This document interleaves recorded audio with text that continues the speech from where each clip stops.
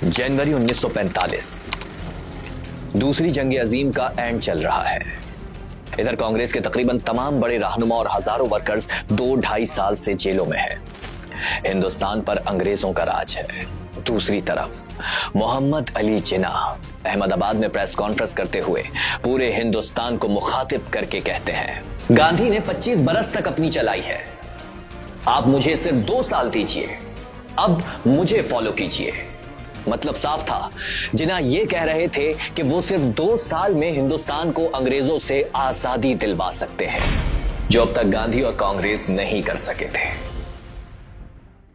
जिन्ना के इस दावे की गूंज दूर दूर तक सुनी गई। अब तमाम ही हलकों में बहस चल पड़ी कि जिन्ना जो कहते हैं वो तो करके दिखाते हैं। जिन्ना ने ये क्या कह दिया, हर तरफ हलचल थी।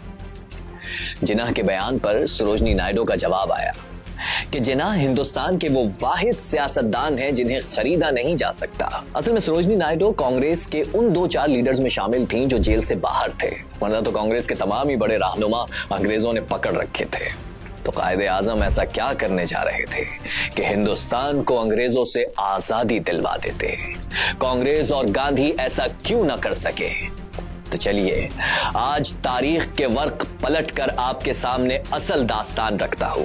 मगर उससे पहले आपको यह बता दूं कि मैं चाहता हूं कि मेरी ये डॉक्यूमेंट्री पाकिस्तान में अपना इमेज गिराने वाले ध्रुव राठी, भारत के गिरे हुए मीडिया के एंकर्स जैसे अर्नब गोस्वामी और बाकियों तक जरूर पहुंचे, ताकि उन्हें मालूम हो कि आपने उन पाकिस्तानियों पर हमले का तमाशा किया है जिन्होंने आप पर एहसान किया। आज तक तो सिर्फ हम ही कहते थे कि यूं दी हमें आजादी की दुनिया हुई हैरान, लेकिन आज मैं आपके सामने वो हकीकत रखने जा रहा हूं कि हिंदुस्तानी भी कहेंगे, ऐ कायदे आजम तेरा एहसान है एहसान।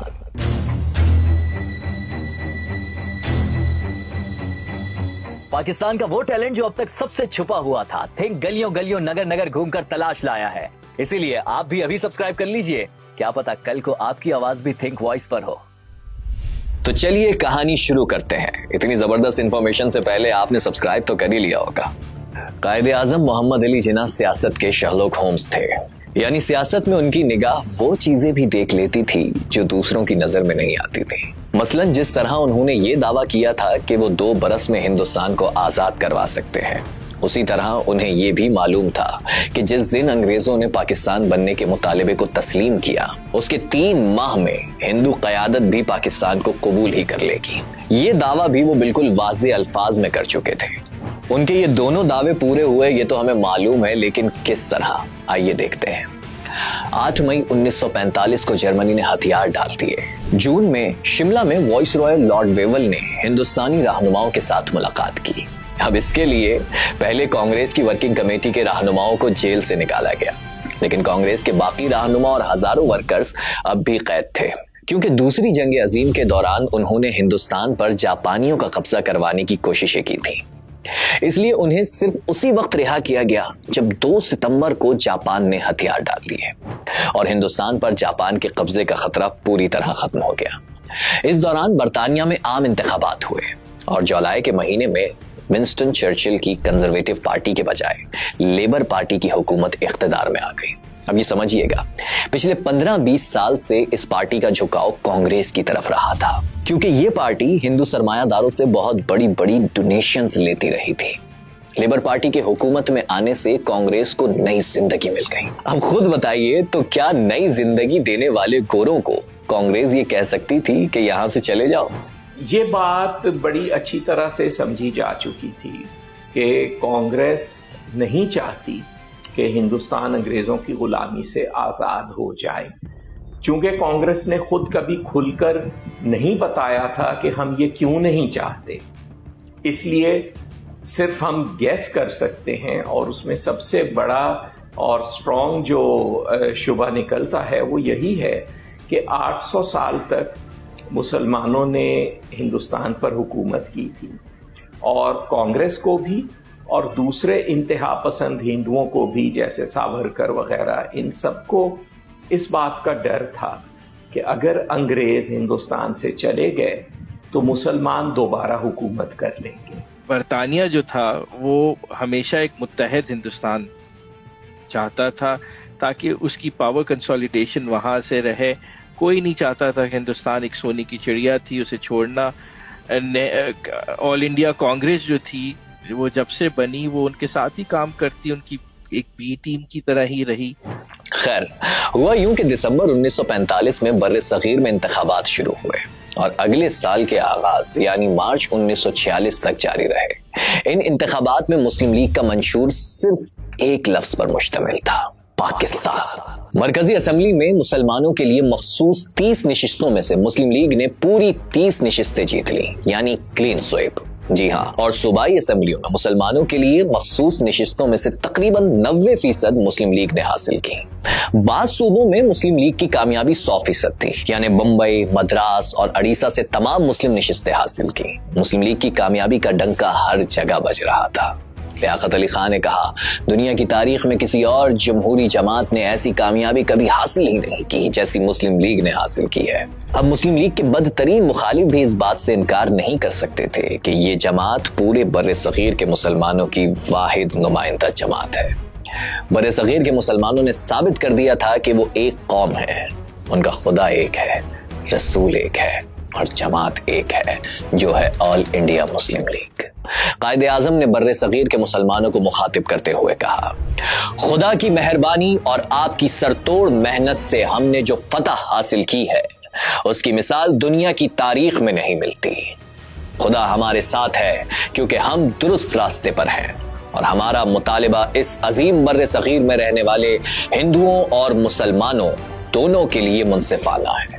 دلچسپ بات یہ ہے کہ مسلم لیگ تو ویسی ہی کامیابی پچھلے 6 سال سے مسلسل حاصل کرتی آ رہی تھی. مثلاً 1939 کے بعد 1939 کے بعد جتنے بھی بائی الیکشن ہوئے وہ سب مسلم لیگ نے جیتے.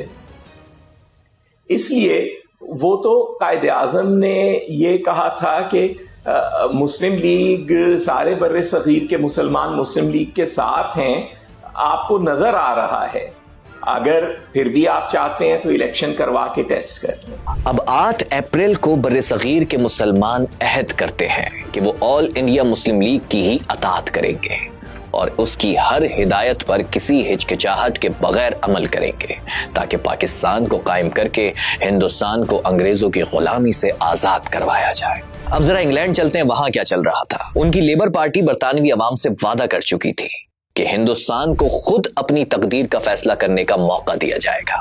ویسے اس قسم کے اعلانات انگریز حکمراں پچھلے 110 برس سے کرتے آ رہے تھے. اچھا، یہ اعلانات اس لیے کیے جاتے تھے کیونکہ برطانوی عوام کبھی بھی ہندوستان کو غلام بنانے پر تیار نہیں تھی.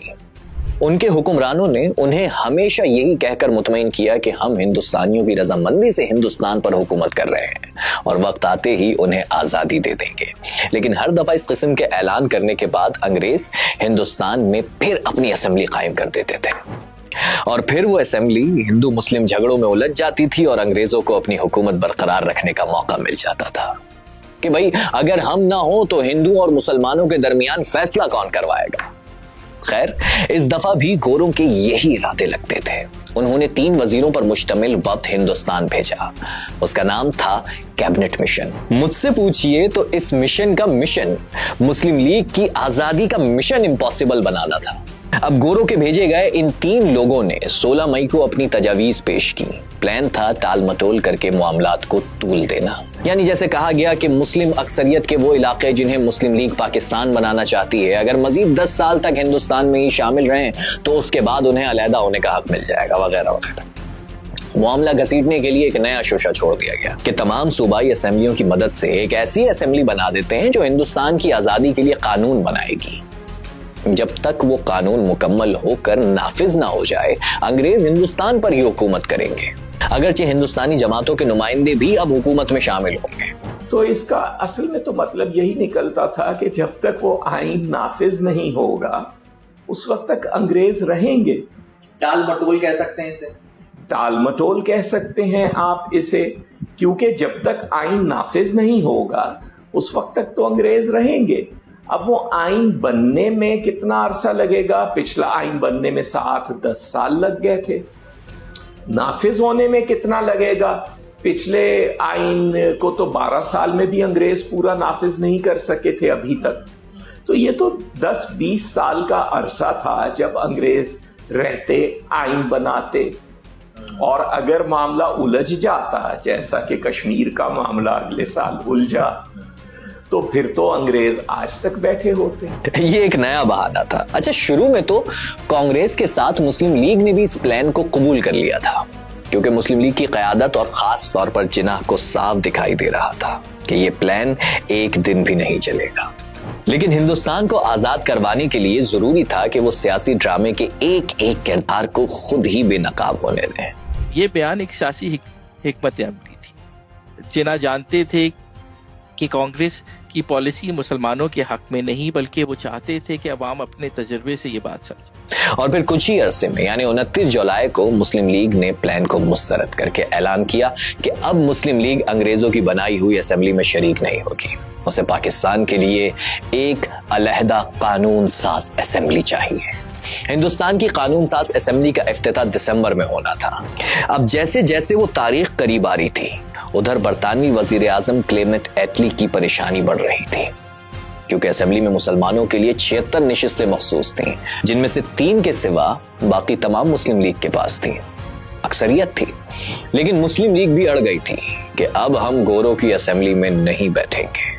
ان کے ڈٹے رہنے کا مطلب یہ تھا کہ انگریزوں کو جانا ہی پڑے گا، کیونکہ جب آبادی کی اتنی بڑی تعداد کے نمائندے اسمبلی کا بائیکاٹ کیے بیٹھے ہوں تو برطانوی حکومت یہ دعویٰ نہیں کر سکتی تھی کہ ہندوستانیوں نے ان کی اسکیم قبول کر لی ہے. اب یہاں غور کرنے کی بات یہ ہے کہ کانگریس کے پاس تو مسلمانوں سے بھی زیادہ نشستیں تھیں. اگر وہ انگریزوں کو ہندوستان سے نکالنا چاہتی تھی تو وہ بھی اسمبلی کا بائیکاٹ کر کے یہ کام کر سکتی تھی، مگر کانگریس نے ایسا نہیں کیا. تو اب دیکھیے نا، کانگریس اور گاندھی نے کبھی بھی تعاون تو نہیں کیا. اگر کانگریس واقعی ہندوستان کی آزادی کے لیے سنجیدہ ہوتی تو اس موقع پر مسلمانوں کے ساتھ مل کر اسمبلی کا بائیکاٹ کرتی. دونوں بڑی جماعتوں کا متحد ہونا برطانیہ پر بے حد دباؤ ڈال سکتا تھا اور ایک آزاد عمل اور آزادی کے عمل کو تیز کر سکتا تھا. لیکن حقیقت یہ ہے کہ کانگریس نے ایسا نہیں کیا. اس کی بنیادی وجہ یہی تھی کہ وہ مسلمانوں کی ایک علیحدہ سیاسی حیثیت تسلیم نہیں کرتے تھے. وہ چاہتے تھے کہ آزادی کے لیے ایک متحد ہندوستان میں ہندو اکثریت کی حکومت قائم ہو، جہاں مسلمان آبادی کو صرف اقلیت کے طور پر حقوق ملے. اگر ہم قائد اعظم کی تمام سیاسی تقریروں کو دیکھیں جو تقریباً 40 سال کے عرصے پر پھیلی ہوئی ہیں، تو ہمیں یہ بڑی عجیب بات اس میں نظر آتی ہے کہ انہوں نے جب بھی مستقبل کے بارے میں کوئی پیشین گوئی کی تو وہ پوری ہوئی. اگر انہوں نے کہا کہ فلاں چیز نہیں ہوگی تو وہ نہیں ہوئی، کہا کہ ہوگی تو وہ ہوئی. اسی لیے ان کے بارے میں کہا گیا تھا کہ لگتا ہے ٹھیک جا کے نشانے پہ جس کا تیر، ایسی کڑی کماں ہے محمد علی جناح. اس مسئلے کو تھوڑا اور گہرائی سے سمجھانے کے لیے آپ کو اور پیچھے لے کر چلتا ہوں. سن 1922 جب کانگریس ہی کے لیڈر چترنجن داس اپنی پارٹی کے باقی رہنماؤں کے سامنے یہ تجویز پیش کرتے ہیں کہ کانگریس کو انگریزوں کی اسمبلی کا بائیکاٹ کرنا چاہیے، اس وقت بھی مسلمان داس کے ساتھ تعاون کرنے پر تیار ہو گئے تھے، جن میں جناح اور علامہ اقبال بھی شامل تھے. لیکن اس وقت بھی کانگریس اور بالخصوص گاندھی نے داس کی تجویز مسترد کر دی تھی، جس کے 2-2.5 برس بعد داس فوت ہو گئے اور ان کے ساتھ ہی ہندو قیادت میں آزادی کی تڑپ رکھنے والے رہنماؤں کا بھی خاتمہ ہو گیا. سی آر داس جیسے رہنماؤں کے پیغام کو کانگریس کے لیڈرز نے مانا بھی نہیں اور بھلا بھی دیا، لیکن مسلم لیگ کے لیڈرز نے یاد رکھا، کیونکہ داس کی وفات پر مولانا محمد علی جوہر نے کہا تھا کہ کوئی شریف مسلمان داس کو کبھی نہیں بھول سکتا.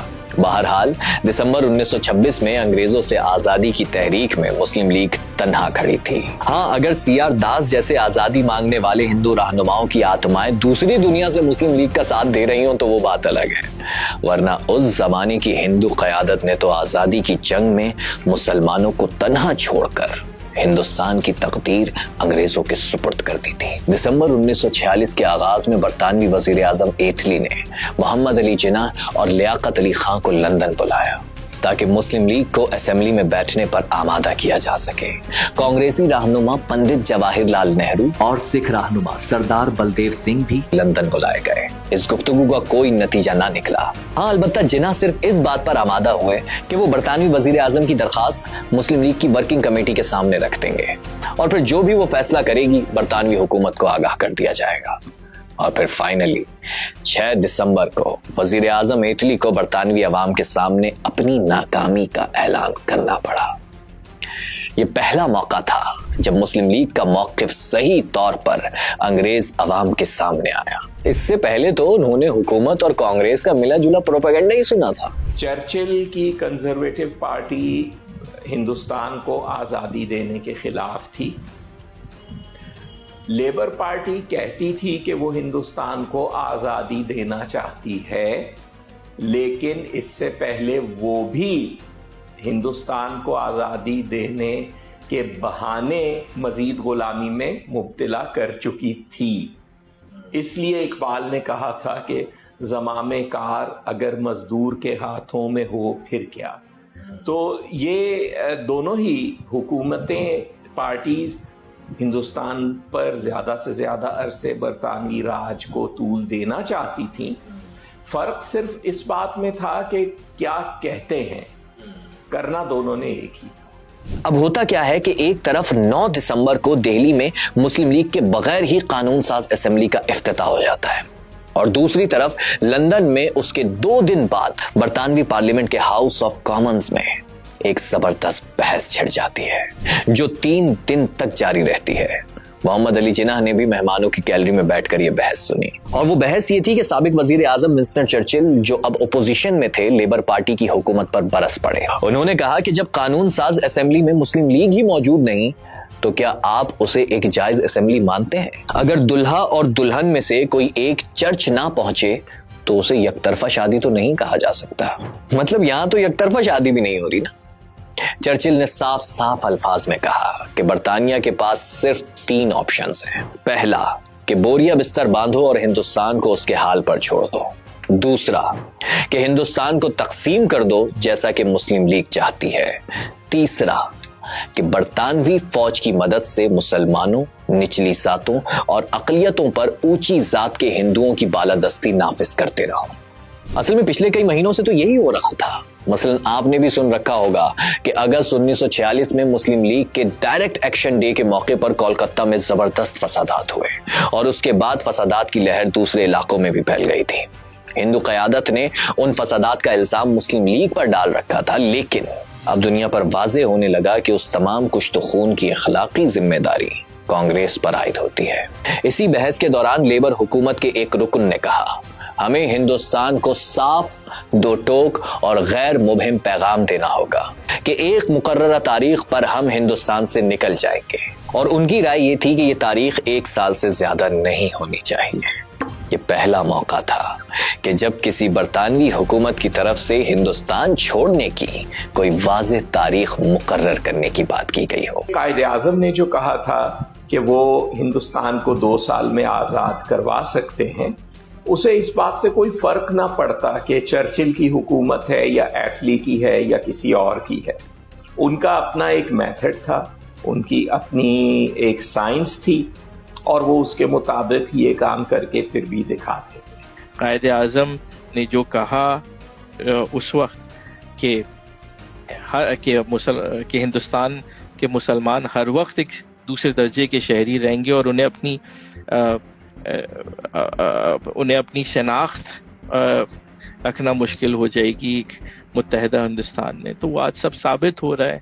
हिंदुस्तान में आज जो मुसलमान हैं वो एक he is living as a जू द टाइम्स ऑफ नाजी, यानी कि जो नाजी के ज़माने में जर्मनी में जूस रहते थे उसकी वो हैसियत रह चुकी है। 8-10 दिन बाद 20 से 22 दिसंबर 1946 कैबिनेट की मीटिंग में हिंदुस्तान छोड़ने के ऐलान का इब्तदाई ड्राफ्ट वजीर आजम इटली के सामने पेश किया गया और उस ड्राफ्ट के शुरू के ये अल्फाज थे, हुकूमत बरतानिया को इस बात पर शदीद अफसोस है کہ اب تک یہ ممکن نہیں ہو سکا کہ ہندوستان کی قانون ساز اسمبلی میں تمام اہم حلقہ رائے کو شامل کیا جا سکے، اور خاص طور پر یہ کہ مسلم لیگ ابھی تک اسمبلی کی کارروائی میں شامل ہونے سے قاصر ہے۔ اسی میٹنگ میں یہ فیصلہ بھی کیا گیا کہ یہ اعلان صرف اس وقت کیا جائے گا جب مسلم لیگ کی طرف سے لندن مذاکرات میں کی گئی پیشکش کو مسترد کرنے کا حتمی فیصلہ موصول ہو جائے گا، یعنی اب گیند پوری طرح مسلم لیگ کی کورٹ میں تھی۔ انگریز ہندوستان چھوڑ کر چلے جائیں یا ایک غیر معینہ مدت تک ہندوستان میں رکے رہے، اس کا انحصار مسلم لیگ کے فیصلے پر تھا، اور ادھر مسلم لیگ نے گوروں کی اسمبلی کا بائیکاٹ جاری رکھا۔ لہٰذا 20 فروری 1947 کو پہلی دفعہ برطانوی حکومت کی طرف سے اعلان کیا گیا کہ برطانیہ زیادہ سے زیادہ اگلے برس یعنی جون 1947 تک ہندوستان چھوڑ دے گا۔ ہاؤس آف کامنز میں یہ اعلان کرتے ہوئے وزیر اعظم ایٹلی نے کہا کہ ہز میجسٹی کی حکومت بڑے افسوس کے ساتھ دیکھتی ہے کہ ہندوستانی جماعتوں میں ابھی تک اختلافات ہیں جو قانون ساز اسمبلی کے کاموں میں رکاوٹ بن رہے ہیں۔ برطانوی حکومت واضح کرنا چاہتی ہے کہ جون 1947 تک اقتدار ہندوستان کے نمائندوں کے حوالے کرتے۔ یاد ہے نا انٹرو؟ 15 جنوری 1945 کو جناح نے ہندوستان کے تمام عوام کو مخاطب کر کے کہا تھا کہ وہ 2 سال میں ہندوستان کو آزاد کروائیں گے۔ ٹھیک 2 سال 1 ماہ اور 5 دن بعد وزیر اعظم ایٹلی یہ اعلان کر رہے تھے کہ انگریز ہندوستان چھوڑ رہے ہیں۔ آپ کو یاد دلا دوں کہ جناح نے یہ بھی کہا تھا کہ جب کبھی انگریزوں نے پاکستان کا مطالبہ تسلیم کیا تو اس کے 3 ماہ میں ہندو قیادت بھی پاکستان کو قبول کر لے گی۔